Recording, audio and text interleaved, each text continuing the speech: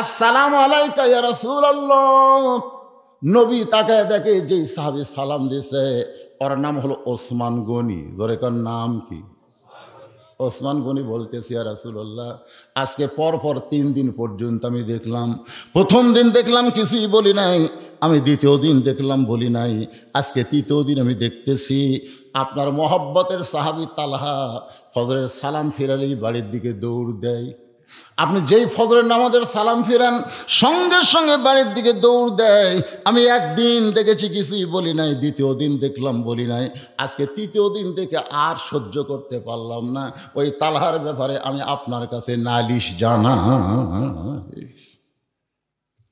সঙ্গে সঙ্গে বললেন, ওসমান, তুমি অভিযোগ করলে তালহার ব্যাপারে, তোমার অভিযোগকে আমি গ্রহণ করতে পারলাম না।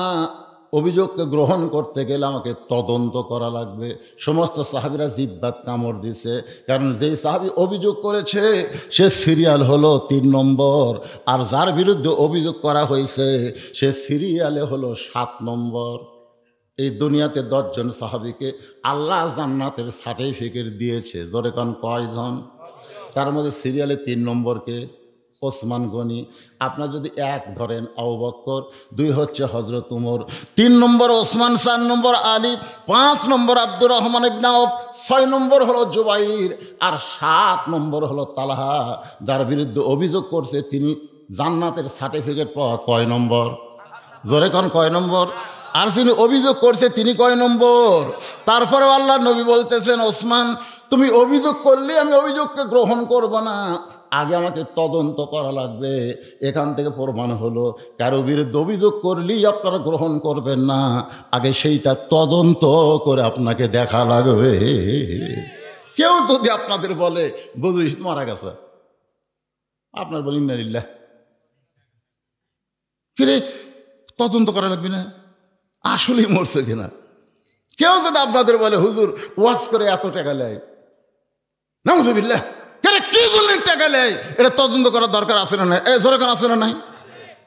নবী ওসমান যিনি জান্নাতের 3 নম্বর সার্টিফিকেট পাওয়া, এমন ব্যক্তির কথাতেও বললেন, ওসমান, তুমি অভিযোগ করলেই তোমার অভিযোগকে আমি গ্রহণ করতে পারলাম না, আমাকে তদন্ত করা লাগবে। তাহলে আজকে বাংলাদেশে তদন্ত করার দরকার আছে না নাই? দরকার আছে না নাই? আজকে ঢালাওভাবে একজনের বিরুদ্ধে একজন বলে যাচ্ছে, এটা বলা চলবে না। আজকে ইউটিউব খুলে দেখেন, এক বক্তার বিরুদ্ধে আর এক বক্তা লেগে গেছে। যেরকম ঠিক কিনা? এই যে আহলে হাদিসের মধ্যে একটা আছে মুজাফফর বিন মহসিন, এই তো খালি এখনকার ছেলেরা ওইটা দেখে, আই রে হাই রে, মৌলবীকের মধ্যে মিল নাই রে, এরা লাগালাগি করতেছে, তাহলে আমরা কোন দিকে যাই? দেখেন, যার বিরুদ্ধে অভিযোগ করছে তিনি হলেন 7 নম্বর, তুইয়া মুয়া সাহাবী না, দুনিয়াতেই জান্নাতের সার্টিফিকেট পাচ্ছে। আর যিনি অভিযোগ করছেন তিনি হলেন 3 নম্বর।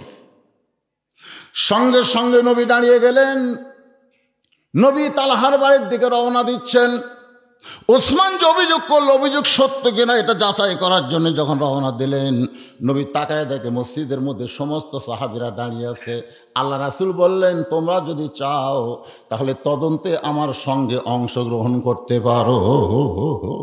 সুবহানাল্লাহ বলেন না? যেভাবে সাহাবীরা দাঁড়ায় আছে, কেউ মসজিদ থেকে বের হচ্ছে না, নবী একা একা, কারণ নবীর হুকুম না পাইলে বের হওয়া যাবে। এই জন্য আল্লাহ নবী বললেন, তোমরা যদি চাও তাহলে আমার সঙ্গে তদন্ত অংশগ্রহণ করতে পারো। সমস্ত সাহাবী পিছনে পিছনে, নবী সামনে সামনে, কারণ নবী যখন রাস্তা দিয়ে যাবে, নবীর সামনে যাওয়া কোনো সাহাবীর জন্য চলবে। নবী সামনে সামনে আর প্রত্যেকটা পিছনে পিছনে। আল্লাহ নবী তালহার বাড়ির দরজাত গেলেন। তালহার বাড়ির দরজাত গিয়ে নবী সালাম দিলেন। আপনি যে কোনো বাড়ির দরজায় যান, নবীর সুন্নত হলো সালাম দেওয়া। নবীর সুন্নত কি? আপনারা কি সালাম দেন? এই সময় সালাম নবীর এই সুন্নত শোনেন। এই যে মানুষের বাড়ির দরজার যে সালাম দেওয়া, এই সালাম দেওয়ার সুন্নত যদি আপনি চালু করতে পারেন, 100 গলা কাটা শহীদের সওয়াব আল্লাহ আপনাকে দান করবে। আপনার মনে মরা সুন্নত, এই সুন্নত মরে গেছে। আব্দুল্লাহ বাড়িতে আছিস? আর কলিং বেল থাকলে তো চাপ মারে। নবীর সুন্নত হলো আসসালামু আলাইকুম ইয়া আহলাল বাইত। নবী তালহার বাড়িতে সালাম দিলেন। তালহা বাড়ির মধ্য থেকে বলতেছে ওয়া আলাইকুম আসসালাম ইয়া রাসূলুল্লাহ। সুবহানাল্লাহ বলেন। যেই মাত্র নবী সালাম দিয়েছে সঙ্গে সঙ্গে তালহা সালামের উত্তর দেয়। নবী বললেন তালহা বাড়ির দরজা খোলো। তালহা বাড়ির মধ্য থেকে বলতেছে রব্বাইকা ইয়া রাসূলুল্লাহ। নবী আবার ডাক দিলেন তালহা বাড়ির দরজা খোলো। তালহা বলতেছে লব্বাইকা ইয়া রাসূলুল্লাহ। আবার ডাক দিলেন তালহা দরজা খোলো। সঙ্গে সঙ্গে তালহা বলতেছে রব্বাইকা ইয়া রাসূলুল্লাহ। তিনবার নবী ডাকছে। ধরে কোন কয়বার? তিনবার নবী ডাকছে। তিনবার লব্বাইক বলতেছে কিন্তু দরজা খুলতেছে না। এমন সময় ওমর ফারুক সাহাবীদের মধ্যে সবচাইতে কি আল্লাহ রাসূলের একটা হাদিস আছে, আমার 4 জন সাহাবী 1 নম্বর। কয়জন? আবু বকর নরমে 1 নম্বর, আর গরমে 1 নম্বর হলো উমর, সম্পদে 1 নম্বর হলো ওসমান, আর জ্ঞানী 1 নম্বর হলো আলী। সুবহানাল্লাহ হবেন না? তাহলে 4 জনই কয় নম্বর? নরমে 1 নম্বরের নাম কি? আর গরমে 1 নম্বরের নাম হলো ওমর। তিনবার নবী ডাক দিল, প্রত্যেকবারই লব্বাইক বলল কিন্তু দরজা খোলে না। ওমর আর সহ্য করতে না পেরে নবীর কদমের দিকে ইশারা করে বলতেছে ইয়া রাসূলুল্লাহ, এই কদমের জুতার পরশে আল্লাহর আরশ ধন্য হয়ে যায়। নবীর পায়ের জুতার পরশে কি ধন্য হয়? আল্লাহর আরশ ধন্য হয়। আর সেই নবী তালহার বাড়ির দরজায় তালহা তালহা তালহা বলে ডাকতেছে। প্রত্যেকবারই তালহা লব্বাইক লব্বাইক বলতেছে। আমার মনে হয় তালহা বেয়াদব হয়ে গেছে। আমার মনে হয় তালহা কি হয়েছে? আল্লাহ রাসূল বললেন ওমর, তদন্ত করার আগে রিপোর্ট দিও না। তদন্ত করার আগে রিপোর্ট দিও না। তুমি যে বলতেছো তালহা বেয়াদব হয়ে গেছে, তদন্ত করার পরে রিপোর্ট দাও। তদন্ত করার আগে রিপোর্ট দেওয়া যাবে? আজকে আমাদের বাংলাদেশে তদন্ত করার আগে রিপোর্ট দেয়। যখন প্রথম মোবাইল নামলো তখন কিন্তু নেটওয়ার্ক এরকম ক্লিয়ার ছিল। মাটির ঘরে মোবাইল নেটওয়ার্ক পায় না। ইমাম সাহেবের মাটির ঘর, গরিব মানুষ। এখন মাটির ঘরে মোবাইল যা দেখে নেটওয়ার্ক নাই, তো জানলাতে হাত বার করে থই, মোবাইল লিঙ্কে হাত নিয়ে জানলাতে বার করে। যখন কল আসে তখন লাউড স্পিকার দিয়ে ঘরে মধ্যে কথা কয়। এক যুবক বলতে যে হুজুর, এই বিপদ থেকে বাঁচতে গেলে আপনি একটা মোবাইল অ্যান্টিনা কিনেন। 400 টাকা দাম নেবে, বাঁশের মাথা লেগে দিবেন, ওই অ্যান্টিনার তার এনে মোবাইলের মধ্যে ঢুকে দিবেন, দেখবেন নেটওয়ার্ক ক্লিয়ার। ইমাম সাহেবের কথা মতো ওই মোবাইল অ্যান্টিনা কিনা বাঁশের মাথার দিয়ে তার এনে মোবাইলের মধ্যে ঢুকাই দিছে। মাশাল্লাহ। আর বাইরে হাত বাড়া করা লাগে না, ঘরের মধ্যে নেটওয়ার্ক ক্লিয়ার। আমরা নামাজ পড়বো না। জোহরের সময় ইমাম সাহেব মসজিদে ঢুকতেছে, আল্লাহুম্মা আফতাহ লি আবওয়াব রাহমাতিক, দোয়া আছে না নাই?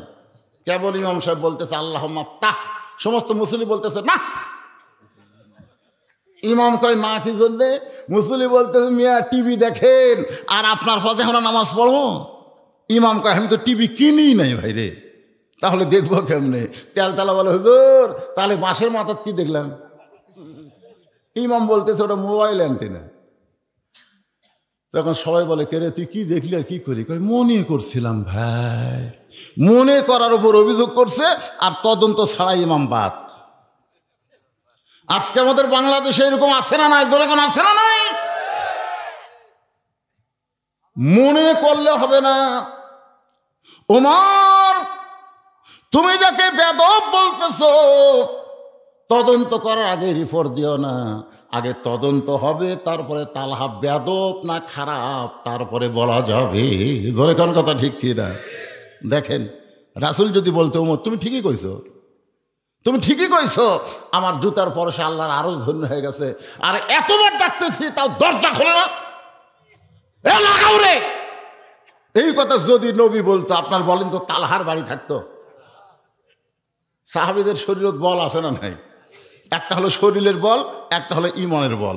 আর এই সাহাবীদের মধ্যে এমন একজন সাহাবী আছে যার নাম হলো আলী। ও গোটা তালহার বাড়ি এক হাতের উপর নিবি।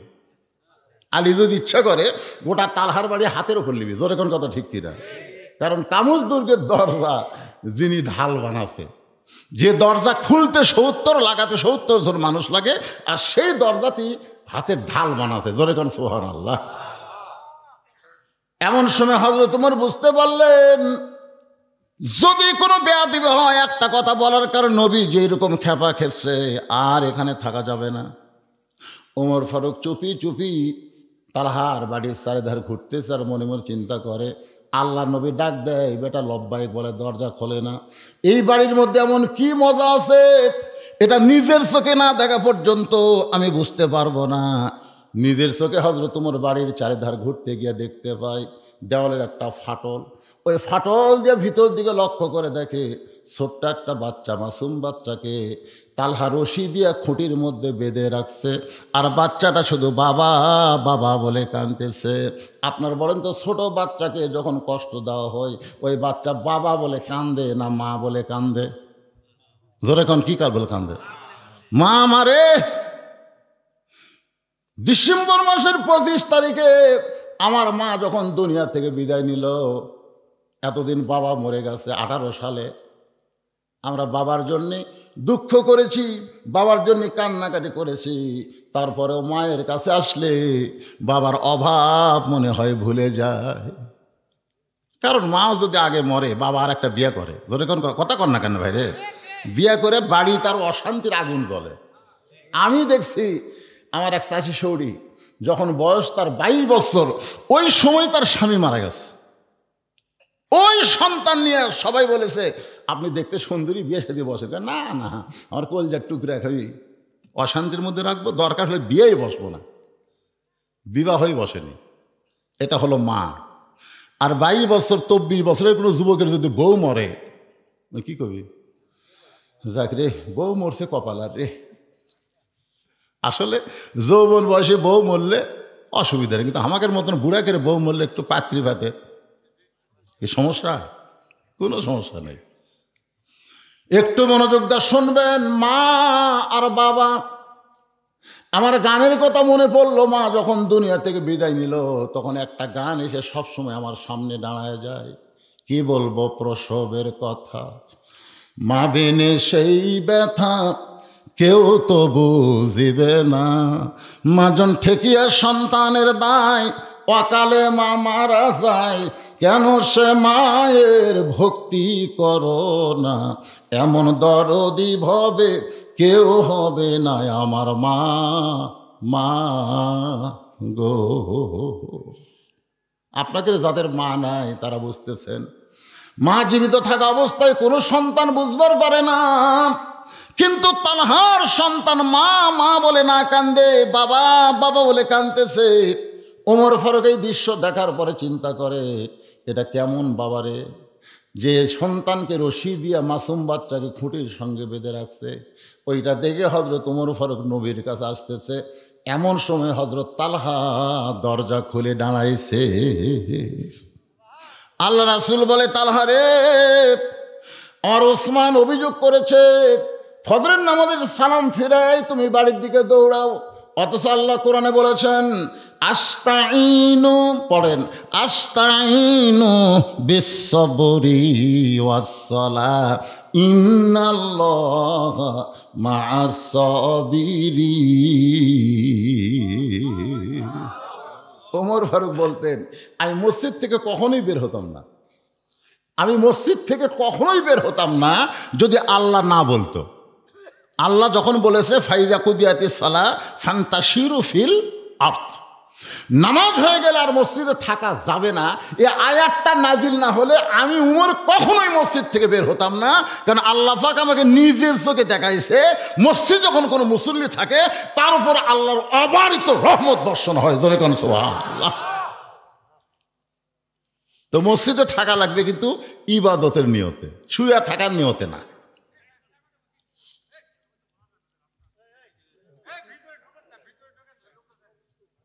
কি বারে কি হয়েছে বাবা?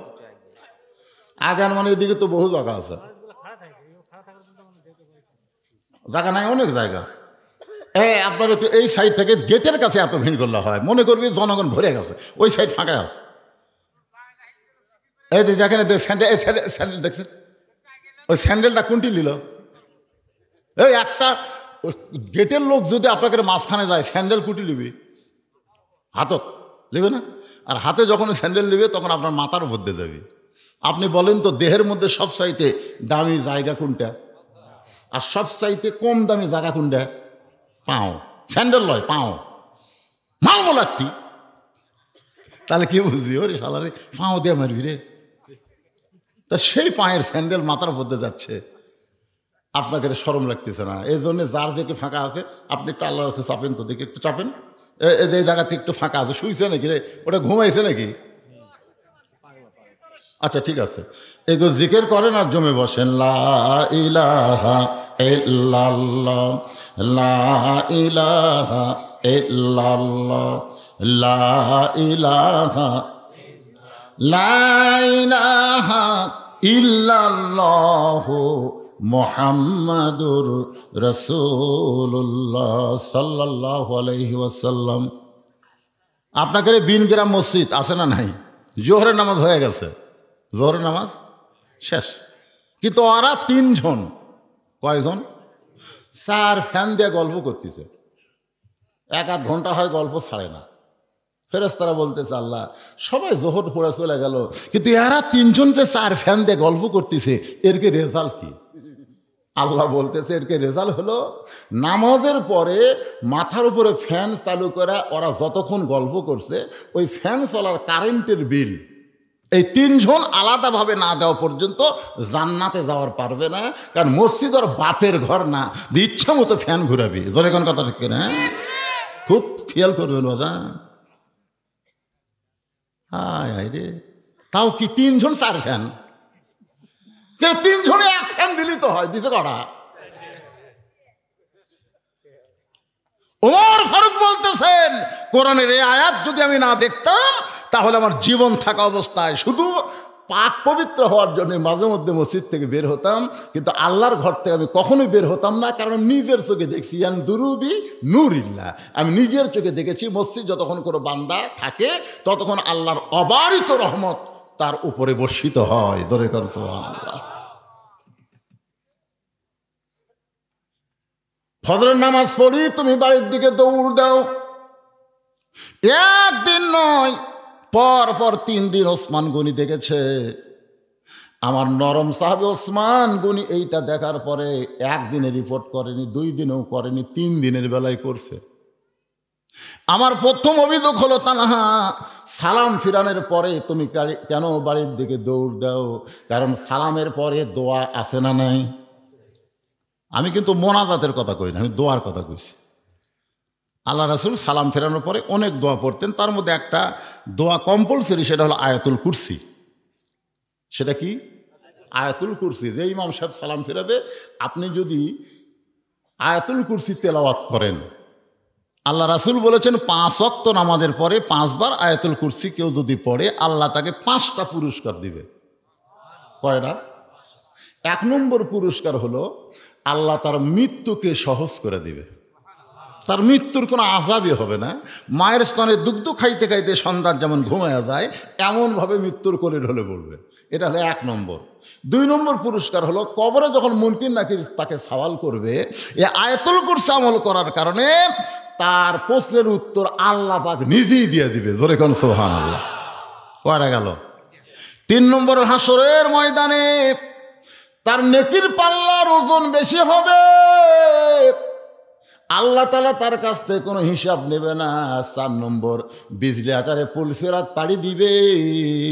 5 নম্বরে 8টা জান্নাতের দরজা আল্লাহ খুলে দিবে।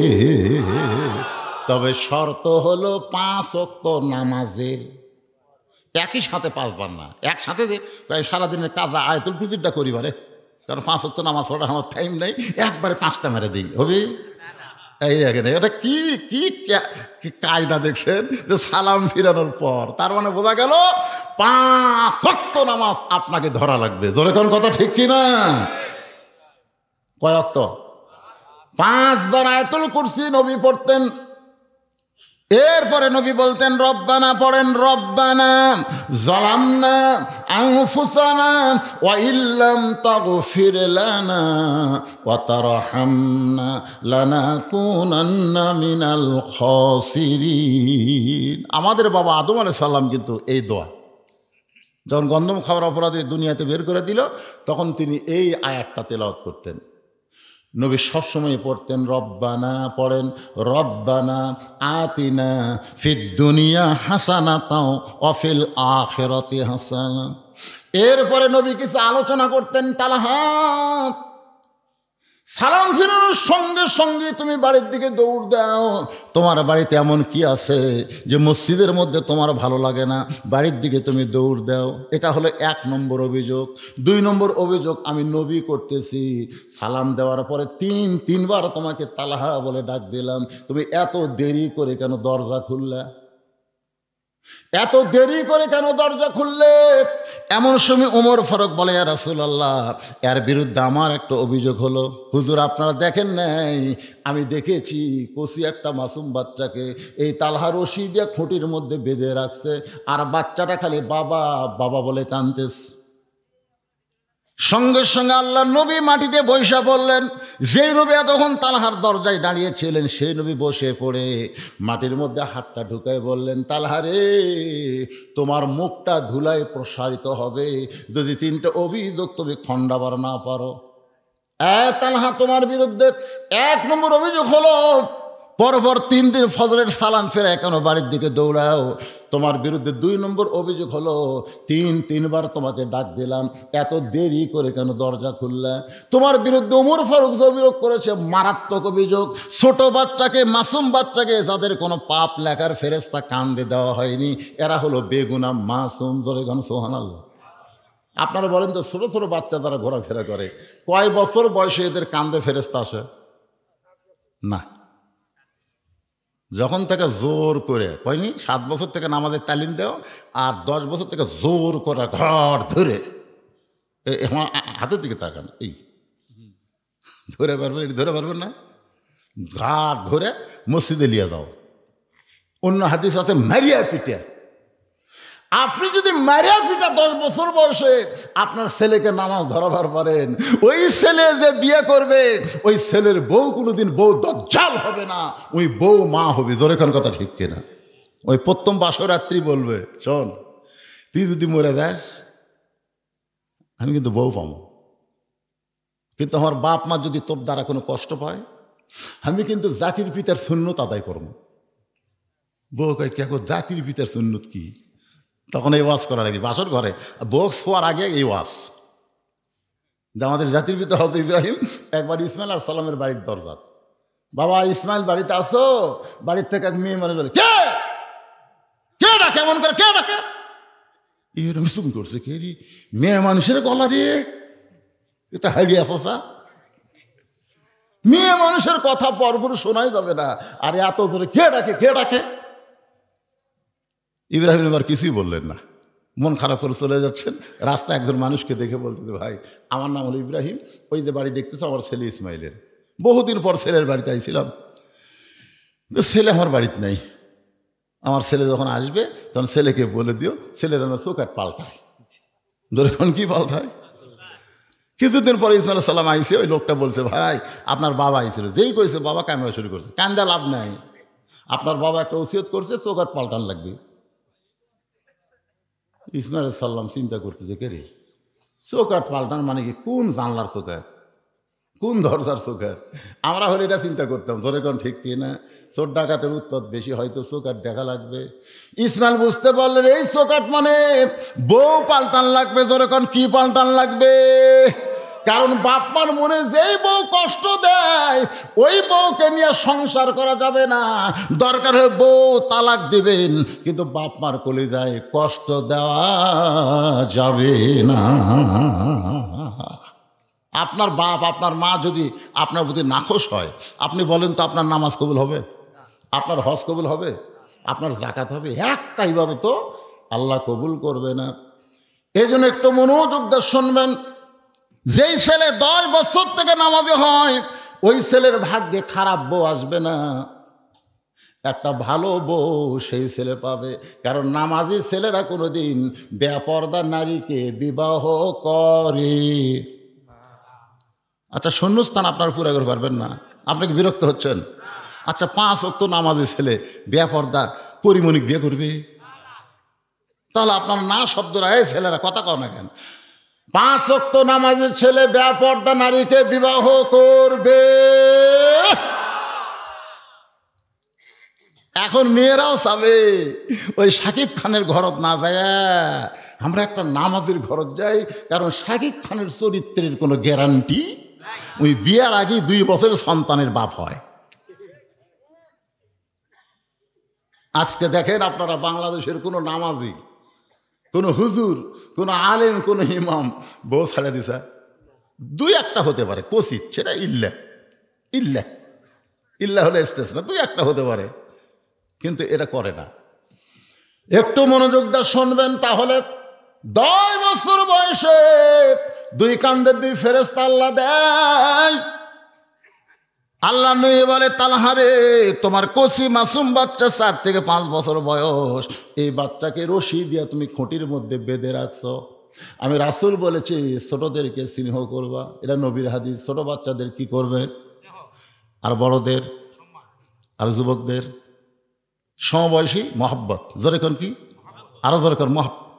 হ্যাঁ, নামাজ পড়ে না, নামাজ পড়ে না, প্রতিদিন যায় কয় ভাই মসজিদে যাই রে, আমি পড়ি তুই পড়িস না, তুই নামাজ পড়ে আমার সে ভালো হয়েছে, এই তুই নামাজ পড়েও যাবি না পড়াও তাই দেখতেছ না রে, আমার এই দাওয়াত দেখ কাম হবি না। ওই 3:30টার সময় বিন গ্রামে ওর হাত ধরছে, কে রে ভাই 4টার সময় নামাজ, এখন কি জন্য তুই কি মনে করছিস নামাজের জন্য হাত ধরছি? তুই এক নামাজ ছাড়া তার কিছু বুঝিস না। না ভাই নামাজের জন্য না, তোকে একটু চা খেলাম। আপনি কোন তো নামাজের কথা বললে যে গরম হয়, চা খাওয়ার কথা শুনলে সে গরম থাকবে? চা স্টলে বসে বলতেছে পেঁয়াজি দাও, নিমকি দাও, গুড়ে জিলেপি দাও, চিনি রে এত কেন ভাই? আরে খা ভাই, তুই আমার ভাই না? নিয়ত করছি আজ 50 টাকা তো খেলাম রে, কেবল 40 টাকা খাওয়ানো হচ্ছে। ইতিমধ্যে মসজিদে আজান দিছে, আজান দেওয়ার পরে বলতে দে ভাই এক বস নাই, তোকে 50 খাওয়ার নিয়ত করছিলাম, কিন্তু এই শালা মুয়াজ্জিন দেখছেন নামাজি কি হয় বলতেছে, এই শালা মুয়াজ্জিন খালি খুবুর খুবুর আজান দেয়, এখনই দেওয়া লিখবি, আর 10টা মিনিট পরে দিলে কি হবে? এখন ভাই মন চাইলেও তোকে আর 10 টাকা খিলাবার পারতেছি না, তুই একটু ধৈর্য ধর, খালি বসে থাকবো, চেয়ার ছাড়বো না, আমি নামাজ 4 রেখা শেষ করে আসে তো খিলামো। এই কথা যেই কইছে, যখন উঠবার চাই বেয়া নামাজি খপ করে হাত ধরছে। কে রে ভাই আমার হাত ধরলি কেন? নামাজের কথা বলবা না? এতদিন নামাজের কথা বলছি, তুমি যে গরম হও। আরে পাগলা, এতদিন খালি খালি, আজকে আমার পেছনে তুমি 40 টাকা খিলেছে, আরো 10 টাকা খিলাবা মিয়া, তুমি কি মনে করছো আমার ভিতরে বিবেক নাই? আল্লাহর জন্য না হোক রে, তোর জন্য আজকে আমি নামাজ পড়বো। যে আমার মহব্বত করে 50 টাকা খিলাবি, আমার তার উপর মহব্বত নাই।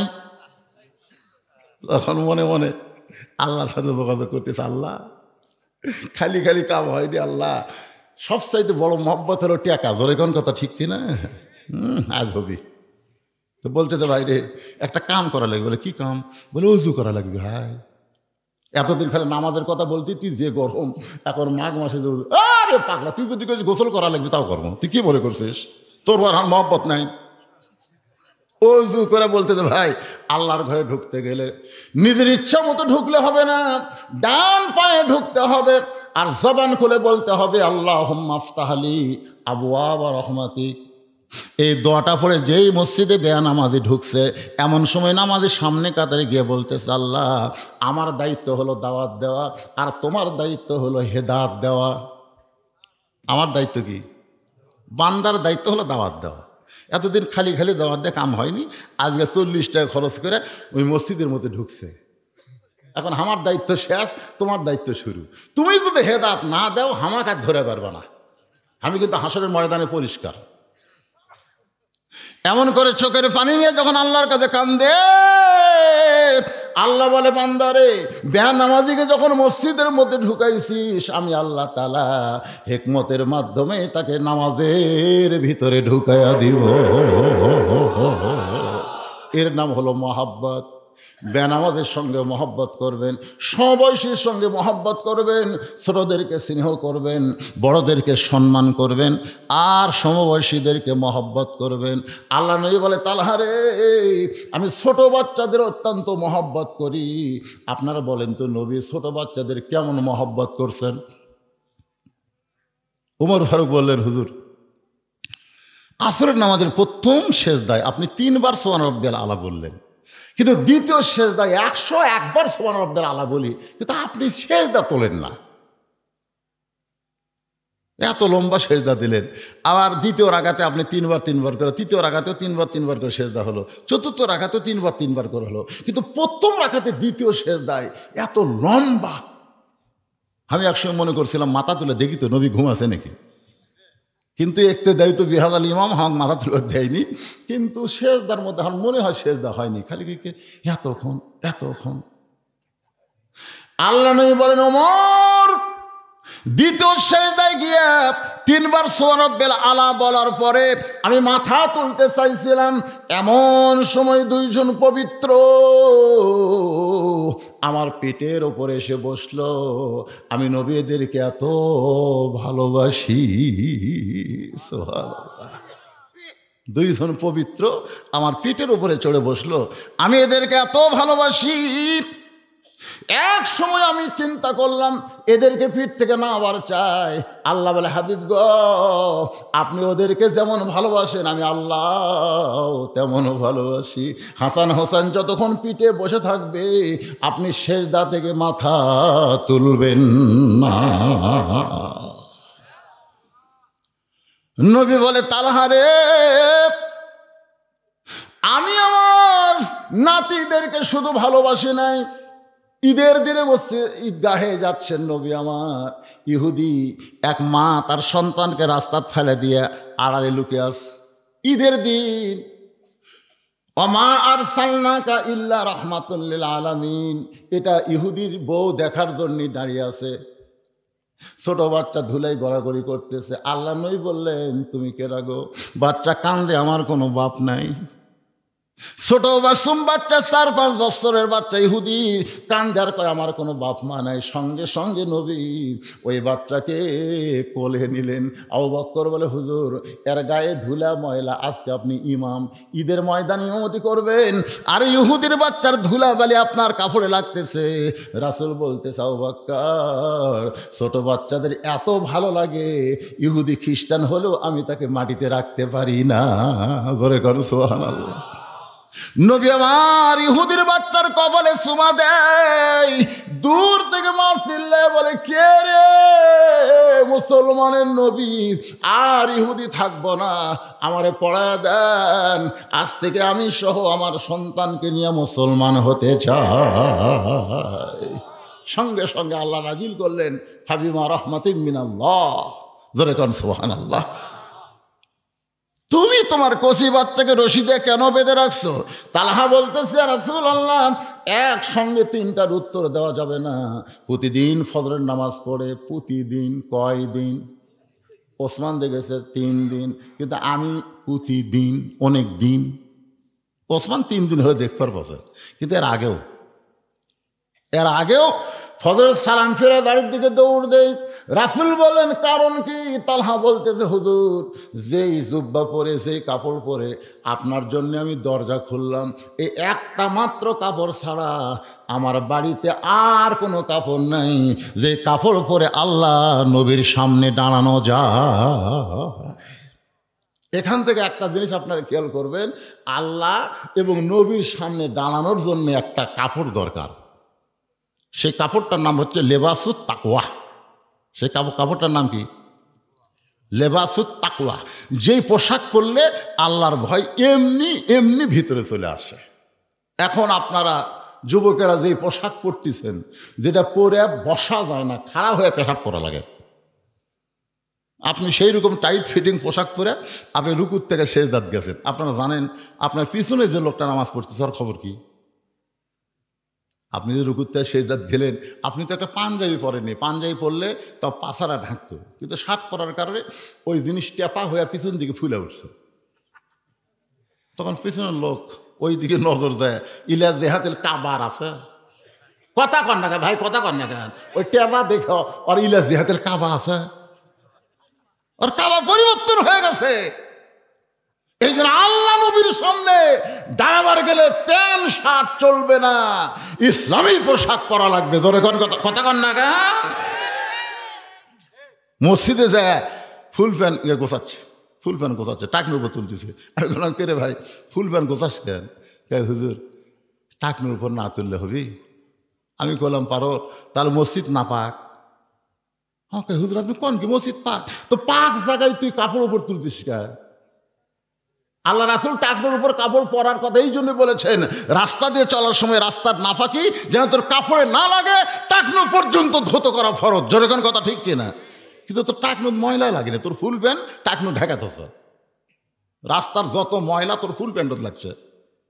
তো নামাজ পড়বে গেলে শরীর পাক, তারপর কি কাপড় পাক। তো তোর কাপড়ের নিচে যে না পাক হয়ে গেছে, রাস্তা না পাক লাগে, এখন গোছালে হবে না, ওই পর্যন্ত কিসি দিয়ে কাটা লাগবে। কি করা লাগবে? কথা কন না কেন? তাহলে আপনারা কোন পর্যন্ত কাপড় পরবেন? টাকনুর উপরে। কোন পর্যন্ত কাপড় পরবেন? উপরে। ধরে কোন নিচে না উপরে? এখন খলিফার কাছে গিয়ে, দর্জির কাছে গিয়ে বলতেছেন ভাই নাভির উপর থেকে মাপলে, নাভির উপর থেকে মাপলিয়ে টাকনুর উপর পর্যন্ত মাপ। কাপড়ের মাপ দিচ্ছে। ফেরেশতা কয় দেখো আল্লাহ তোমার বান্দা নাভির উপর থেকে টাকনু পর্যন্ত মাপ দিল, আল্লাহ ওর জীবনের গুনাহ আমি মাফ করে দিলাম। জোরে এখন সুবহানাল্লাহ।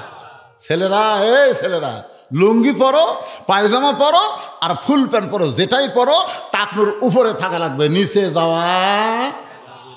আর মেয়েদের কাপড় টাকনুর নিচে দিতে হবে, টাকনুর উপরে যাওয়া চলবে।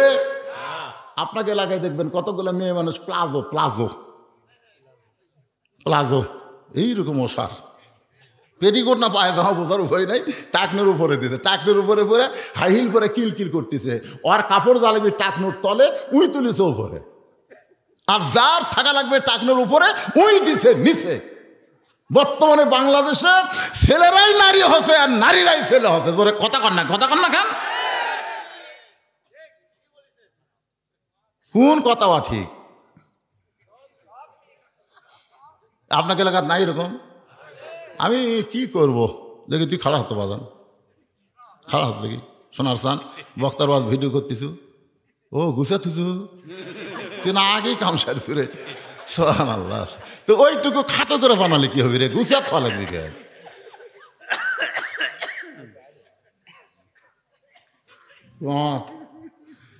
তুলে দিয়েছেন দেরি করে, বাড়ি রাত তো হবি রে। আমি নিয়ত করেছিলাম 12টা পর্যন্ত আজ শেষ করব, কিন্তু উঠতে হয়ে গেছে দেরি। এই জন্য 2-4 মিনিট যদি আর লাগে, অসুবিধা আছে ভাইজান? একটু মনোযোগ দিয়ে শুনবেন। ওসমান গনি রিপোর্ট করেছে, তালহা বলতেছে রাসূলুল্লাহ কি জন্য ফজরের সালাম ফিরে বাড়ির দিকে দৌড়াই? এই একটা মাত্র কাপড় ছাড়া আমার দ্বিতীয় কোনো কাপড় নাই, যে কাপড় পরে আল্লাহ রাসূলের সামনে দাঁড়ানো যায়। আমার গোটা বাড়ি মিলা কয় কাপড়? এজরে কোন কয় কাপড়?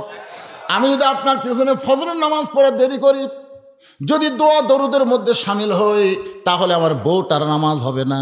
মাটির একটা গর্ত করে সেই গর্তের মধ্যে আমার বউটাকে যেমন তেমন কাপড় পরে, যে কাপড় পরে আল্লাহ নবীর সামনে দাঁড়ানো যায় না, এমন একটা কাপড় পরে। কারণ রাসূল জোহরের নামাজ পড়ার পরে ফাতেমার বাড়ির দরজায় সালাম দিয়ে বলে ফাতেমা দরজা খোলো। ফাতেমা দরজা এসে কাঁদতেছে। রাসূল বলে ফাতেমা দরজা খোলো, কান্দো কেন? ফাতেমা বলে বাবা এমন একটা পোশাক আমার শরীরের মধ্যে আছে, নিচের দিকে নিয়ে গেলে উপরে বের হয়ে যায়, আবার উপর দিকে টান দিলে নিচে বের হয়ে যায়। ওগো বাবা এমন পোশাক পরে আমি ফাতেমা আপনার জন্য দরজা খুলতে পারবো না। নবী চলে গেলেন মসজিদে। আসরের নামাজ পড়ার পরে নবী ফাতেমার দরজায় ডাক দিয়ে বললেন ফাতেমা একটু দরজা খোল। ফাতেমা বলতেছে বাবা আপনি কি অধৈর্য হয়ে গেলেন? আমার শরীরে এমন একটা পোশাক গো বাবা, যেই পোশাক পরে বাবার জন্যে আমি মেয়ে দরজা খুলতে বড় শরম পাই। সঙ্গে সঙ্গে নবী জানলার কাছে গিয়া এক টানে গায়ের চাদর টান দিলেন। চাদর খুলে বললেন ফাতেমা এই চাদরখানা নিয়ে পরে বাবার জন্য দরজা খুলে দে।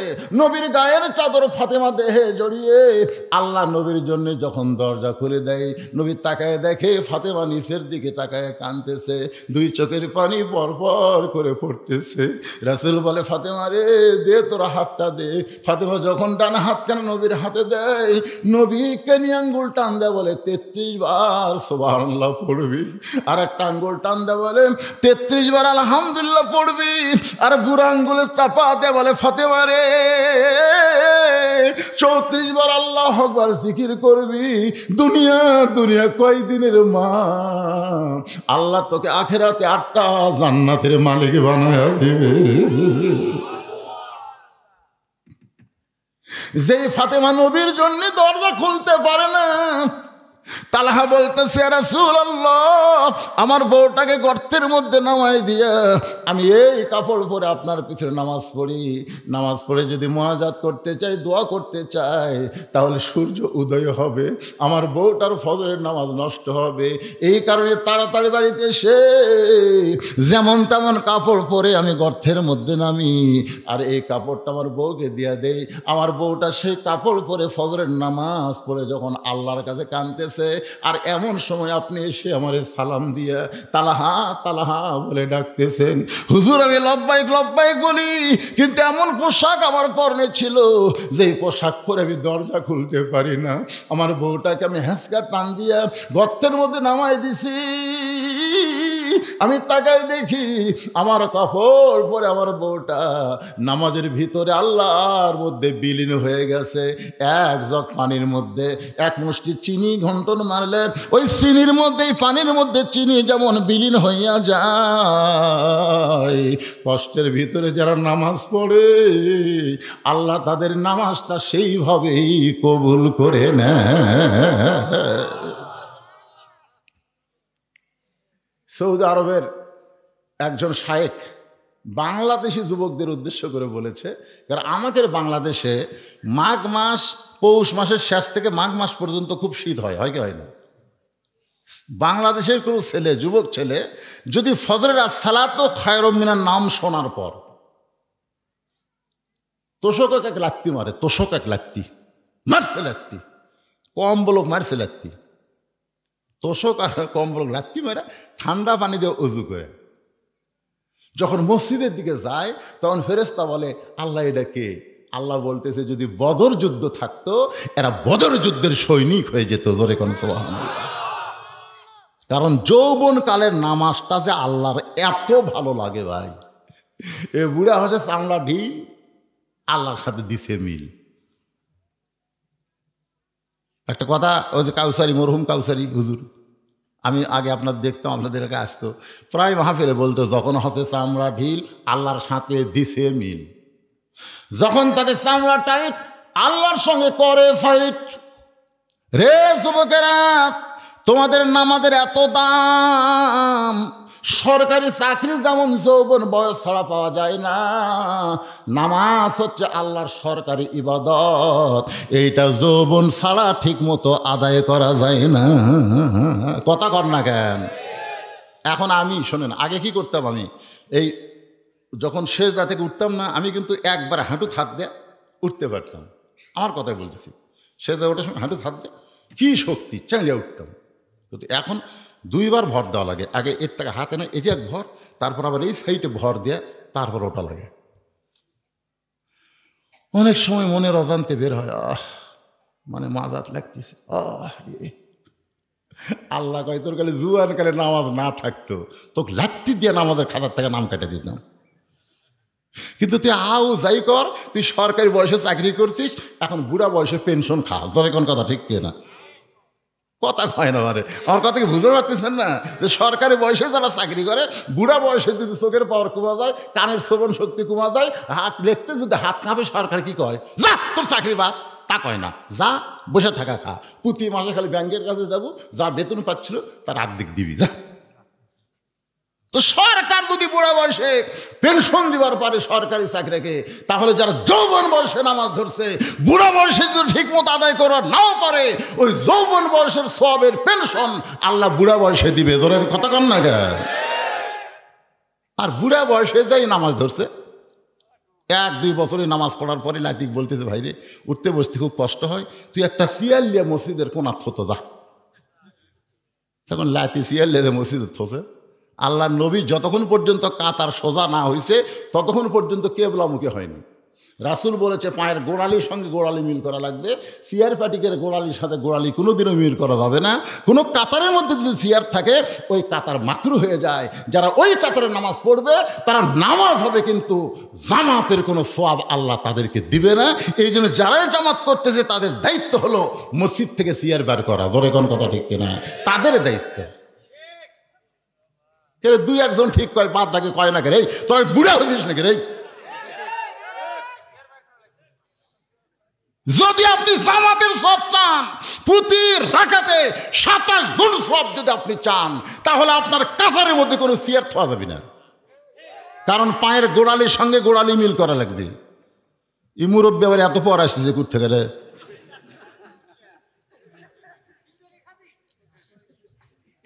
আমার কথা কি মন খারাপ করলে?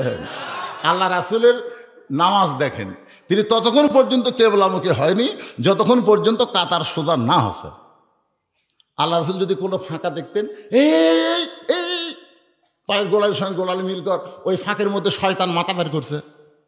তার মানে বোঝা গেল কাতার সোজা করা লাগবে, সামনে কাতার পুরা করতে হবে। একটু জামাতের নামাজের নিয়ম আছে না নাই? সেই নিয়মগুলো বলতেছি, কারণ আজকের আলোচনা হলো আস্তাইনু বিসসবরি ওয়াসসালাহ ইন্নাল্লাহা মাআস সাবিরিন। আল্লাহু আকবার, আল্লাহু আকবার। তালহা বলে, রাসূলুল্লাহ, আপনি অভিযোগ করেছেন, তিনবার আপনি ডাক দিয়েছেন, আমি দরজা খুলতে পারি নাই, কারণ আমার বইয়ের নামাজ শেষ হতে যতক্ষণ সময় লাগছে ওই পর্যন্ত আমি গর্ত থেকে উঠতে পারি নাই, এ কারণে দরজা খুলতে আমার দেরি হয়েছে। নবী চোখের পানি বের করে ছোট বাচ্চার মতন কান্দে আর বলে, তালহা রে। ওসমান গনি দৌড়ে এসে তালহাকে বুকের মধ্যে নিয়ে বলে, ভাই আমি না বুঝা তোমার বিরুদ্ধে অভিযোগ করেছি, আল্লাহর হস্তে তুমি আমারে মাফ করে দাও। রাসূল বলে, ওসমান রে, তুমি যদি অভিযোগ না করতা তাহলে তালহার কষ্টের জীবনের কথা আমরা কেমনে শুনতে পাইতাম। রে সাহাবীরা দেখো তারা নামাজের কেমন পাগল, এত কষ্টের পরও তারা নামাজ ছাড়ে নাই। উমর ফারুক বলে, রাসূলুল্লাহ, তাহলে কসি মাসুম বাচ্চাকে রশি দিয়া খুঁটির মধ্যে বেঁধে রাখছে, আর বাচ্চাটা বাবা বাবা বলে কাঁদতেছে, এইটার আপনি কি করবেন? তালহা বলতেছে, রাসূলুল্লাহ, আমি আমার ছোট বাচ্চাকে রশি দিয়ে বেঁধে রাখার পিছনে কারণ হলো আমার বাড়ির দরজায় যে গাছটা দেখতেছেন, খুরমা খেজুরের গাছ, এই গাছটার মালিক হলো একজন ইহুদি। এই গাছটার মালিককে কয়েকদিন হলে খেজুরে পাক ধরছে, রাতের বেলা টস টস করে পাকা খেজুরগুলো গাছের গোড়াত পড়ে। হুজুর, আমি আপনার পিছনে নামাজ পড়বার গেলে ফজরের ওই সময় যদি আমার ছেলে ঘুম থেকে চেতন পায়া ইহুদির গাছের খুরমা খেজুর খায়, আমি একজন মুসলমান আর আমার বাচ্চা ইহুদির গাছের খুরমা খেজুর খাবে, এটা আমি কখনোই পছন্দ করি না। আমি একজন মুসলমান, আমি পেপসি খাবো? আমি একজন মুসলমান, আমি লাইফ বয় সাবান ব্যবহার করব? আমি একজন মুসলমান, আমি বাটা জুতা পরব? এগুলো সব কিছুর মালিক হচ্ছে ইহুদি। একজন ফিলিস্তিনের মা বলেছে, দুনিয়ায় 230 কোটি মুসলমান আর মাত্র 90 লক্ষ ইহুদি। এই 90 লক্ষ ইহুদি বাইতুল মুকাদ্দাসকে দখল করতে চায়। এ পর্যন্ত 20,000-এর উপর ফিলিস্তিন নিরীহ মুসলমান করা হত্যা করছে। 230 কোটি মুসলমান যদি ফিলিস্তিন ইসরায়েলের দিকে তাকায়া খালি পেশাব যদি করে দেয়, ইসরায়েলি ইহুদিরা ভাইসে দেবে। কিন্তু মুসলমানরা এক হচ্ছে না, এক একজন এক একটা ফতুয়া মারতেছে। কিছুদিন আগে এক ফতুয়া মারল একজন আহলে শায়েকে শয়তান। ও বলতেছে হামাস গ্রুপ নাকি আকীদা ঠিক নাই। শালাকে কপাল জুতে লেত্তি মারা দরকার। বর্তমান প্রধানমন্ত্রী পর্যন্ত ফিলিস্তিনের পক্ষে কথা বলতেছে, জোরে কোন কথা ঠিক কিনা? আর এই শালা মওলানার সাইজ লিয়া ইহুদির পক্ষে কথা বলতেছে। ডক্টর জাকারিয়া বলছে ইহুদিদের আকীদা ভালো। দেখছেন, দেখেন ইউটিউবে সার্চ দিয়ে দেখেন, ডক্টর জাকারিয়া বলছে ইহুদিদের নাকি আকীদা ভালো। আল্লাহর বান্দার একটু মনোযোগ দিবেন। এসি ঘরের মধ্যে ঘন্টা দিয়ে এরা ফতোয়া মারে। আর এই ফতোয়াগুলো আমাদের যুবকগুলো দেখে, দেখার পরে আজকে হামাসকে তারা জঙ্গি বলতেছে। হামাস জঙ্গি না, হামাসের মধ্য দিয়ে ইমাম মেহেদির আগমন হবে দুনিয়া। কারণ ফিলিস্তিনের মা বলেছে আমাদের সন্তানগুলোকে এরা হত্যা করতেছে। কারণ হলো বিশ্বের একজন মা তার সন্তানকে জন্ম দেয়, আর ফিলিস্তিনের একটা মা তার সন্তান জন্ম দেয় না, একটা করে মুজাহিদের জন্ম দেয়। প্রত্যেকটা বাচ্চা ইহুদিদের বিরুদ্ধে যখন থেকে কথা বলা শুরু করে তখন থেকে ইহুদির বিরুদ্ধে অস্ত্র নেয়, হাতে পাথর নিয়ে ইহুদির উপর আক্রমণ করে। ওরা বিশ্বাস করে আল্লাহর জন্য যদি জীবনটা দেওয়া যায়, আল্লাহ বলেছেন তার মৃত্যু হবে না।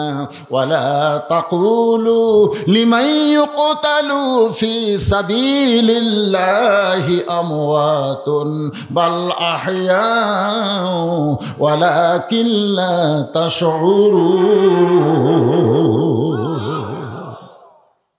হুজুর, আমার 4-5 বছরের বাচ্চাকে ইহুদের গাছের কোরমা খেজুর থেকে রক্ষা করার জন্যে আমার কান্দে করে মসজিদ দিকে রওনা দেই। মাঝখানে রাস্তায় গিয়ে আমার মন বলতেছে আমার বাচ্চা ও তো নামাজ বোঝে না, ও যদি নামাজকে নষ্ট করে দেয়। কারণ রাসূল বলেছেন 7 বছর থেকে নামাজের তালিম দাও। আমার ছেলের বয়স হলো 4 বছর, এখন 4 বছরের বাচ্চা আমি কান্দে করে নিয়ে মসজিদে রাইখা দেব। আমরা যখন নামাজ শুরু করব তখন যদি ওর নামাজ নষ্ট করে দেয়। নামাজ ঈদুল ফিতরে আমার ঈদগাহে অনেকগুলো মুসল্লি তাদের ছেলেদেরকে, নানা লাতিদেরকে, দাদা লাতিদেরকে নিয়ে নামাজে যাচ্ছে। বয়স বেশি না, 3 বছর 4 বছর এগুলো ক্লিয়ারছে। এখন আমরা শেষ দাঁত গেছি, ওরা 5-6 জন একত্র হয়ে বলতেছে এরা উপর হয়ে আছে রে। মানে ছোট মানুষ তো শেষ দাঁত বুঝা পায়নি, উপর হওয়া কছে, যেই কছে এরা উপর হয়ে আছে আমার মধ্যে হাসি যাচ্ছে। কয় কি মালেরা কয় কি রে? কারণ এরা সব সিজার করা, ধরে এখন কি করা, সিজার করা বাচ্চা যদি একত্র হয় আপনি কোনো অবস্থায় দেশকে ভালো রাখতে পারবেন না। কারণ পেটর থেকে বের করার পরে আর তো কথা কয় না, ঘুম পাড়তেছে। কারণ আরও 2 দিন পরে ওর জন্ম হবে, কিন্তু টেকা খাওয়ার লোভে ডাক্তার আগেই পেট কাটছে। পেট কাটা দেখে তোর ঘুমই ভাঙেনি, তখন নার্স কয় স্যার পেট তো কাটলেন, ই তো ঘুমের মধ্যে আছে, কি কর্ম? বার কর, বার করে একটা ঘুরেন দে। তখন বার করে এইরকম একটা ঘুরেন দেই, ই করে কান্দে ওঠে। ওই যে মাথার ঝাঁকি লাগছে ভাই, ওই ঝাঁকিতে ওরা দোয়া দরুদ দিয়ে কান্না থামে না, মোবাইল না দেখলে ভাত খায় না। জোরে কোন কথা ঠিক কিনা? ওরে বাবা! তো এই সিজার করাগুলা একত্রে বলতেছে উপর হয়ে আছে রে। তা আমি না হয় ইমাম মানুষ, কোনো মতে হাসিটা কন্ট্রোল করছি, কিন্তু সামনে কাতারে সবাই কালে খ্যাক খ্যাক করে হাসতে হাসতে নামাজে যাস। অন্য নামাজ হলে নয় আর একবার পড়া যায়, ঈদের নামাজ পড়ার উপায় আছে? আমি মোনাজাতের আগে বললাম ভাইজান আগামী ঈদের মাঠে 7 বছরের নিচে কোনো বাচ্চা আনা যাবে না। কারণ 5 ওয়াক্ত নামাজের জন্য মসজিদে নিয়ে যাও, সমস্যা নাই।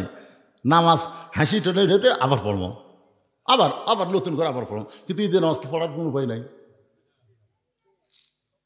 তালহা বলতেছে রাসূলুল্লাহ আমার বাচ্চাকে মসজিদে নিয়ে যাওয়ার চাইয়া মনে মনে চিন্তা হয় আমরা নামাজ শুরু করলে যদি নামাজটা নষ্ট করে দেয়। আবার নিয়ে আসলাম বাড়িতে, যদি ঘুমের মধ্যে রাখি, আমি যাওয়ার পরে যদি চেতন পাই ইহুদির গাছের খুরমা খেজুর খাবে। হুজুর, শুধুমাত্র ইহুদির গাছের খুরমা খেজুর থেকে আমার ছেলেকে বাঁচানোর জন্যে আমি রশি দিয়া খুঁটির মধ্যে বেঁধে রাখছি। এখন পর্যন্ত আমার সন্তানকে খুলে দেবার পারি নাই, কারণ আমি নামাজ শেষ করে বউকে নামাজ পড়ার সুযোগ দিছি। আমি গর্তের মধ্যে ছিলাম, আমি সে কাপড় পরে আপনার জন্য দরজা খুলেছি। এখন পর্যন্ত আমার বাচ্চার দেহ থেকে রশির বাঁধন আমি খুলতে পারি নাই। সঙ্গে সঙ্গে নবী বললেন তালহা তোমার বাড়ি পরিষ্কার করো, আমি নবী একটু বাড়ির মধ্যে ঢুকতে চাই। আল্লাহর নবী তালহার বাড়ির মধ্যে ঢুকে নিজের হাতে তালহার মাসুম বাচ্চার দেহ থেকে রশি খুলে ওই বাচ্চার কপালে একটা চুমা দিয়ে বলে ও বাজান কান্দিস না, তোর বাবা ইহুদির গাছের খুরমা খেজুর থেকে তোরে বাঁচায়নি। আমি রাসূল বলতেছি আল্লাহ জাহান্নামের আগুন তোর জন্য হারাম করেছে।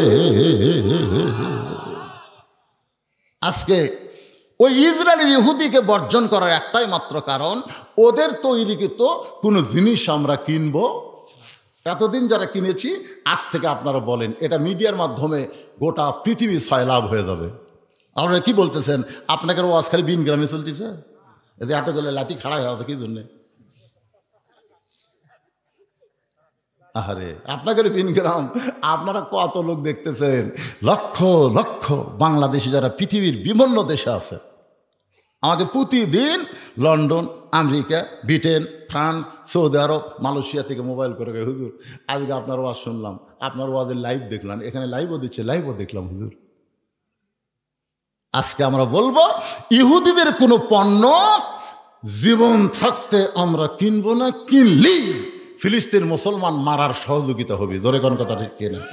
একটা কথা বলি, পেপসির কথা আমার জামাই বলছে, এই যে পেপসির কোনো খরচই নেই।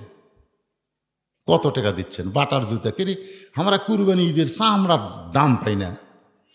আপনি দেখেন না কেন, একটা চামড়া ফেলে দেওয়া লাগে না?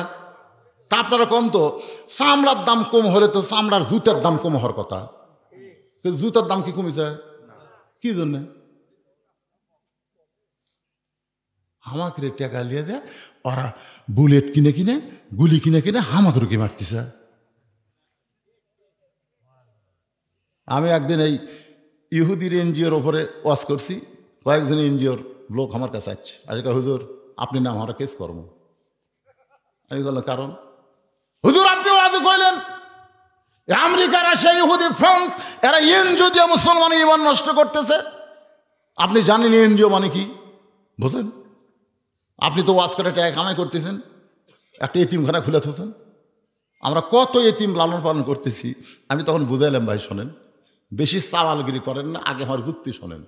এক লোক বিয়ে করছে দুই বিয়ে করলে তার যেরকম মজা আছে তার সেরকম অশান্তিও আছে। ধরে কোন কথা ঠিক কিনা? মজা হলো এক বউ রাগ করলো, আপনি খালি বলবেন ওই বইয়ের কাছে যাবো, ওই দৌড়ে এসে আপনি পাও ধরবি। কারণ দুই বিয়ের একটা মজা আলাদা। কারণ কোনো বউ রাগ করলে বেশিক্ষণ থাকবি না, খালি বলবেন তুই রাগ করতেছিস, ওর বাড়ির যাবো, ওই খালি পাও ধরবি কেন, জান না আমার রাগ শেষ। আর আমরা যারা এক বউলি আছি আমাদের কোনো মজাই নেই, ওই যা করবি তাই। জোরে কোন কথা ঠিক কিনা? তো দুই বিয়ে করছে, দুই সতীনের একই সাথে বাচ্চা আছে, দুইটারই ছেলে। কিছুদিন পরে রব উঠছে যে এক সতীন তার নিজের বাচ্চাকে মাটির থুইয়া সতীনের বাচ্চা কোলত নিয়ে আদর করে। তখন মানুষ বলতেছে এটা বিশ্বাস করা যায় না, কারণ সতীনের সবচাইতে বড় শত্রু। নিজের সন্তান মাটির থুইয়া সতীনের সন্তান কোলত নিয়ে আদর করে। এক মেয়ে মানুষ বলতেছে এটা ভিতরে না ঢুকলে বোঝার উপায় নেই। তো মহিলাটা ভিতরে ঢুকা দেখে বলতেছে মাটির কান দিয়েছে, ওরে কে? এখন কলজার টুকরা রে, তোমার কোলতে রেখে শত্রুর সন্তান, আমার দুশ্মনের সন্তান, সতীনের সন্তান। তুমি সতীনের সন্তান কোলত নিয়ে আদর করতেছে আর নিজের সন্তান মাটির থুইছে, তুমি কি পাগলি নাকি? বলতেছে তুই বুঝতেছিস না, মাটির থ মানে কি? মাটির আর্থ কানেকশন। আমার সন্তানের দেহ পাচ্ছে, সূর্যের ভিটামিন সি আমার সন্তানের উপর পড়তেছে। আমার সন্তান যত কাঁদতেছে তত ব্যায়াম হচ্ছে। দেখ ওর হাত লড়ান দেখছো, পাও লড়ান দেখছো, ওই ব্যায়াম করতেছে, ওর শরীর ঠিক হচ্ছে। ওই পানির ভিজলেও সর্দি লাগবে না, রোদ উজ্জ্বল বলে ওবার রোদ লাগছে, আর কাম করবো না, আমরা গরিবের সন্তান, খাইতে খাওয়া লাগবে। এই জন্য আমার সাইজ করতেছ। আর এক আমি কোনো লুলে বানাচ্ছি, লুলে সালাদান ভিক্ষা করে খায়। এই পানিও সহ্য করে পারবি না, ওদের সহ্য করে পারবি না, এক ভিক্ষা করে খাওয়া লাগবে। এখন কোলত এমনি লিখি, এক লুলা বানাচ্ছি। ইহুদি খ্রিস্টান সামান্য এনজিওর মাধ্যমে আমাদেরকে লুলা পঙ্গু বানাচ্ছে। জোরে কোন কথা ঠিক কিনা? ইমানের দিকে, আমলের দিকে আমরা লুলা পঙ্গু হয়ে যাচ্ছি, আমরা বুঝবারই পারতেছি না। ভাইজান, এটা কোনো সাহায্য নয়, এটা সাহায্যের নামে আমাদের ইমান হরণ করার ষড়যন্ত্র চলতেছে। আল্লাহ তাআলা আমাদেরকে সঠিক বুঝ দান করুক। জোরে কোন আমিন। মন মানসিকতা খারাপ হওয়ার পরেও, শরীর অসুস্থ হওয়ার পরেও আমি আপনাদেরকে নামাজ সম্পর্কে যে আলোচনাটা করলাম, এই আলোচনার মাধ্যমে আমরা বুঝতে পারলাম মুসল্লি কালেকশন হবে ইনশাআল্লাহ। কি কোন হবে কি হবে না? আমি আপনাদের কাছে ওয়াদা নেব না। কারা কারা মাগরিব এশার নামাজ পড়েননি হাত তোলেন, এ কথা আমি বলবো না। কিন্তু আজকের ওয়াজ শোনার পরে কারা কারা ফজরের নামাজ পড়বেন না তার একটা হাত তোলেন তো। কি কথা রে? তার মানে বোঝা গেল সবাই পড়বেন। আচ্ছা ভাইজান, আল্লাহ যদি হায়াতে রাখে, কারা কারা ফজর নামাজ পড়বেন? 2 হাত তুলে একটু আল্লাহকে দেখেন তো, দেখেন তো কে কে হাত তোলেনি, দেখেন তো। লিল্লাহে তাকবীর, হাত নামান, হাত নামান। এটাই হচ্ছে মসজিদের উন্নয়ন। মসজিদের উন্নয়ন খালি টাইলস দিয়ে সুন্দর করে মসজিদ বানানো নয়। এরপরে অনেকে হয়তো বাকি আছেন যে হুজুর আমরা আপনার জামাইয়ের হাতে দেইনি, আপনার হাতে দিব। এরকম কোন আল্লাহর বান্দা রাসূল বলেছে কেউ যদি আল্লাহর ঘর বানায় দেয়, আল্লাহ থেকে জান্নাতে একটা ঘর বানায় দেয়। সবচাইতে উত্তম দান হচ্ছে আল্লাহর ঘরে দান করা। আপনাদের কাছে নিয়ে রাখছেন হে আল্লাহ, লা ইলাহা ইল্লাল্লাহ, লা ইলাহা। সবাই দেন, সবাই দেন ভাই রে। পকেটে টাকা ফেরত দিতে কি করবেন? ডাক্তার খাবে, ডাক্তার। আর দান করে না, সাদকা তো তারুদ্দুল বালা। দান সাদকা করলে আল্লাহ বালা মুসিবত দূর করে দেয়। যে সমস্ত বিপদ আপদ মুসিবত আমাদের সামনে আছে, আজকে আল্লাহ রাস্তায় দান করলে সেই বিপদ থেকে আল্লাহ বাঁচায় দিবে। রাসূল বলেছেন সহিহ হাবিবুল্লাহ, দান যারা করবে তারা আল্লাহর দোস্ত হবে।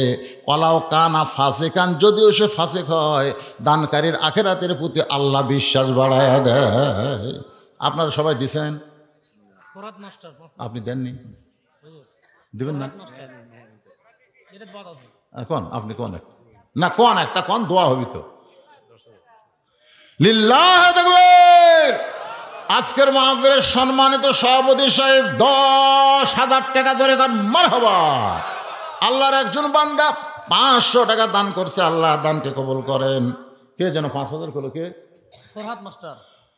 ফরহাদ মাস্টার সাহেব 5,000 টাকা দান করেছে। আল্লাহ ফরহাদ মাস্টারের দানকে আল্লাহ আপনি কবুল করেন। আল্লাহুম্মা আমিন। কবুল করো, কবুল করো।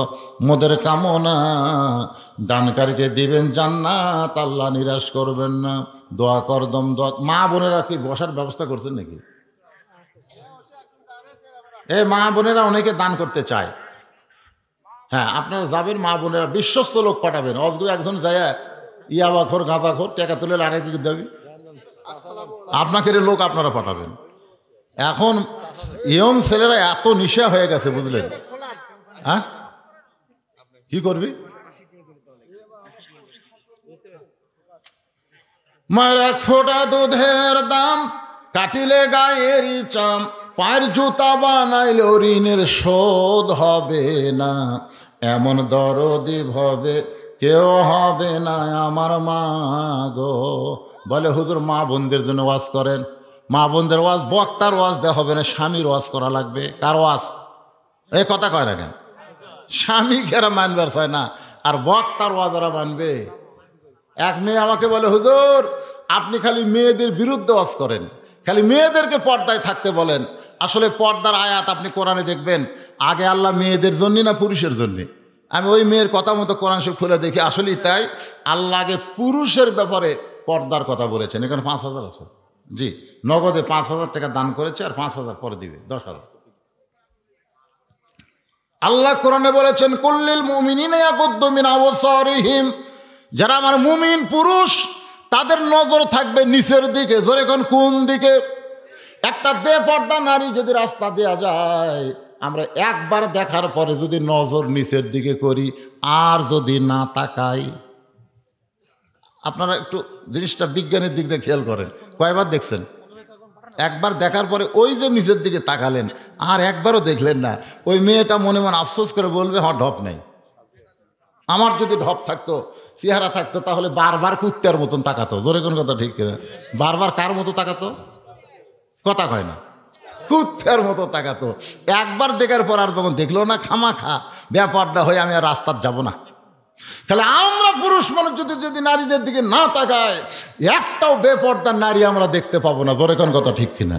কিন্তু আমরা বারবার তাকাই, এই জন্যে ওরা বেপর্দা হয়ে ঘরে। আর মায়েদের জন্য বলতেছে, মা ফাতেমার সঙ্গে যদি জান্নাতে যাবার চান, তবারক এটা একটা বরকতের জিনিস। বরকতের জিনিস না? তাবারক তা আলাইহা, এই জন্য তাবারক আপনাকে দিবেই। মোটামুটি আলহামদুলিল্লাহ প্রচুর তাবারক এনারা তৈরি করছেন, কোনো সমস্যা নেই। আমরা হইচই না করে তাবারক নেব ইনশাল্লাহ। তবে এখন ইস্তেগফার পড়ি সবাই। আস্তাগফিরুল্লাহ রব্বি মিন কুল্লি জামবি ওয়া আতুবু ইলাইহি। সার করে বসার লাগবে, প্যাকেট দিবেন না, প্যাকেট। তাহলে মাঝখান দিয়ে যেন যাবার পরে যারা দিবে তারা যেন যাবার পরে এবং একটু ফাঁক ফাঁক হয়ে বসেন। আস্তাগফিরুল্লাহ আল্লাযী লা ইলাহা ইল্লা হুয়াল হাইয়ুল কাইয়্যুম আতুবু ইলাইহি লা হাওলা ওয়ালা কুওয়াতা ইল্লা বিল্লাহিল আলিয়্যিল আযীম। আল্লাহুম্মা সাল্লি আলা সাইয়্যিদিনা শাফিনা নাবিয়িনা মাওলানা মুহাম্মদ ওয়া আলা আলিহি ওয়া সাহবিহি ওয়া বারাক সাল্লিম। উহুদের ময়দানে রাসূল ভেঙেছ দান তথাপি রেখেছ এ জমিনে ইসলাম। ভুলে গেছে মোরা সে রাসূলের বিধান, ভুলে গেছি মোরা আল্লাহর কোরআন, নামেতে শুধুই মুসলমান।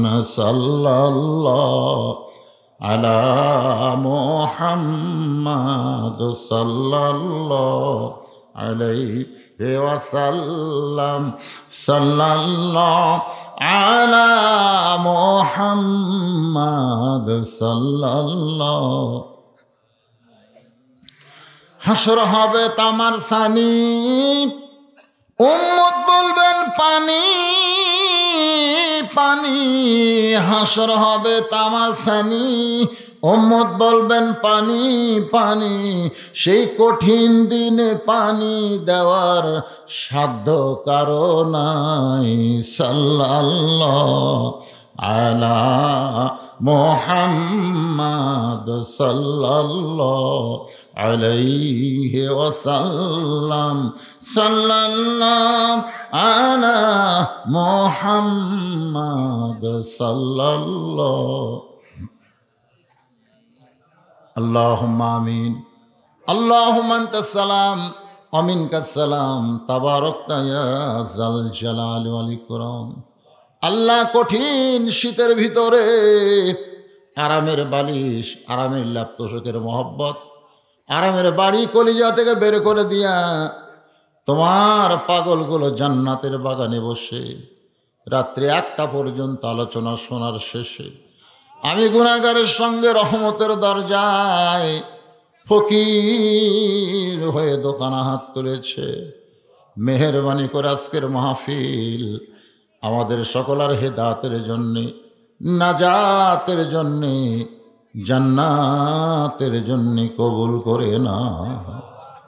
এই মাহফিলের শুরু থেকে শেষ পর্যন্ত যত আলোচনা হয়েছে আল্লাহ, এর মধ্যে যদি ত্রুটি হয়, ভুল হয়, মাফ করে দাও। এর জাহাদিয়া মঞ্জুর করো। সোনার মদিনায় নবী পাকের রওজা মুবারকে আল্লাহ তুমি কবুল করো। মদিনা কত সুন্দর নাম মদিনা, মদিনার মানুষটা কত সুন্দর। ইমানের হালে চাঁদ মুখ ভরা মুখে যদি একবার দেখতে পায়, তার জন্য আল্লাহ জাহান্নামের আগুন হারাম বানায় দেয়। কত স্বপ্ন দেখেছি জীবনে, এমন একটা স্বপ্ন আমাদের দেখার তৌফিক দিও যে স্বপ্নে নবীজির সোনা মুখ আমাদের নসিব করো। তামাম আম্বিয়ায়ে কেরাম, আসহাবে কেরাম, তাবিনে কেরাম, তাবা তাবিনে কেরাম, তামাম পৃথিবীর মাটির নিচে যত মুমিন মুমিনা শুয়ে আছে আল্লাহ সকলার ওয়াফরে হাদিয়া কবুল করো। ও মাবুদ, তোমার বিনগ্রাম বাজারের লোকেরা কষ্ট করে মেহনত করে হাজার হাজার টাকা খরচ করে আজকে জান্নাতের বাগান লাগাইছে তোমার মসজিদের জন্যে। আল্লাহ তাদের সকলকেই জান্নাতে মানুষ হিসেবে কবুল করে তোমার ঘরে 5 ওয়াক্ত নামাজ জামাতের সঙ্গে আদায় করার তৌফিক দিও। আজকে নগদে বাকিতে যারা দান করেছে আল্লাহ সকলের দানগুলোকে জান্নাতের বিনিময় হিসাবে কবুল করো। আমরা যারা হাত তুলেছি, আমাদের জনম দুঃখনী মা যাদের কবরে চলে গেছে, ছোট্ট একটা শব্দ হলো মা। এই নামের মধ্যে কি মধুরে। মা বাঁচতে থাকবে, ইচ্ছা থাকলে সন্তান বুঝতে পারে না। মা যখন মারা যায় তখনই বোঝে মায়ের মতন আপন কেহ নাই রে দুনিয়ায়। এই দরদের মা যাদের কবরে গেছে আল্লাহ মেহেরবানি করে মায়ের কবরটাকে জান্নাতের টুকরা বানিয়ে দাও। বাবার বাড়িঘর সবই আছে, আমি সহ আমরা যারা বাবা হারাইতিম হয়ে গেছি, আল্লাহ মেহেরবানি করে বাবার কবরকে জান্নাতের টুকরা বানিয়ে দাও। আমাদের দাদা দাদি নানা নানি আত্মীয় স্বজন আমাদের আপনজন যাদের কবরের ঘরে আল্লাহ কবরবাসীদের মাফ করে দাও। আল্লাহ আজকের মাহফিলের সম্মানিত সভাপতিকে আল্লাহ তুমি কবুল করো। মসজিদের সভাপতি, মসজিদের সহসভাপতি, মসজিদের সেক্রেটারি, মসজিদের কেশিয়ার সহ ইমাম মুয়াজ্জিন মুসল্লি খতিবকে আল্লাহ তুমি কবুল করো। আল্লাহ বিনগ্রাম বাজার উপরে রহমত বরকতের দরজা খুলে দাও। আল্লাহ প্রত্যেক বছর এমন করে একটা জান্নাতের বাগান যেন করতে পারে এমন ইমানি জজবা তাদেরকে তৈরি করে দাও। পর্দার অন্তরালের মা বোনেরা আবিদা সালিহা পর্দানিজি কবুল করে মা ফাতেমার চরিত্র দান করে দাও। আল্লাহ গোটা বিশ্বের মুসলমানকে হেফাজত করো। ফিলিস্তিনের মুসলমানকে আল্লাহ তুমি কুদরতিভাবে হেফাজত করো। আল্লাহ কাবা ঘর ধ্বংস করার জন্যে আবরাহা এসেছিল, তুমি আবাবিল পাখি দিয়া তাদেরকে ধ্বংস করে দিলে। বাইতুল মুকাদ্দাস তো তোমারই ঘর। আল্লাহ গোটা পৃথিবীর মানচিত্র থেকে ইহুদিদেরকে তুমি ধ্বংস করে দাও। আয় আল্লাহ গোটা বিশ্বের মুসলমানকে তুমি হেফাজত করো। আল্লাহ গ কি দোয়া তোমার কাছে করব। কত মানুষের কবরে আমরা মাটি দিয়েছি, কত মানুষকে দুই হাত দিয়ে কবরের ঘরে চিরদিনের মতো নামাই দিয়েছি। একদিন আমরা সবাই মরে যাব, কবে কখন মরবো জানি না গো আল্লাহ। যেদিন আমাদের মৃত্যু হবে দিনটা যেন জুমার দিন হয়, মাসটা যেন রমজান মাস হয়। ইমানের সাথে ইজ্জতের সাথে এ দুনিয়া থেকে যেন বিদায় নিতে পারে। আল্লাহ কবুল করো। আল্লাহ বাংলাদেশের প্রতি রহম করো। আল্লাহ নাটোর জেলার সিংড়া উপজেলা খাস করে এই বিনগ্রাম এলাকার প্রতি রহমত বরকতের দরজা আল্লাহ তুমি খুলে দাও। সুবহান রাব্বিকা রাব্বিল ইজ্জাতি আম্মা ইয়াসিফুন ওয়া সালামুন আলাল মুরসালিন আলহামদুলিল্লাহি রাব্বিল আলামিন। ওয়াজআল আখিরাতি কালিমাতুন ইনদাল মাউতি লা ইলাহা ইল্লাল্লাহু মুহাম্মাদুর রাসূলুল্লাহ সাল্লাল্লাহু